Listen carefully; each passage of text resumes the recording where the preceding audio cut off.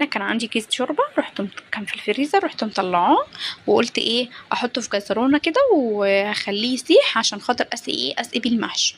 لو انت ما عندكيش شوربه ما تحطيش، مش مشكله، حطي شوربه ماجي على مثلا كوبايه ميه كبيره او مجين ميه، وحطي 2 شوربه ماجي وشويه ملح وشويه فلفل اسمر كده وسنه كمون، بيبقى حلو قوي. على فكره انا الشوربه اللي قدامي دي انا كنت حاطه فيها نص معلقه كمون، انا بحب اسقي المحشي بالكمون مع الشوربه، بيديله ريحه حلوه جدا.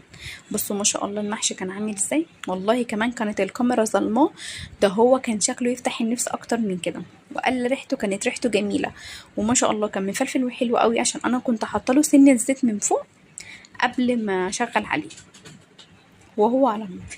ما شاء الله كان زي العسل، يستاهل بقكم والله. بص انا كل شويه ايه اللي هو ابعت لكم الفيديو تاني عشان خاطر هو شكله كان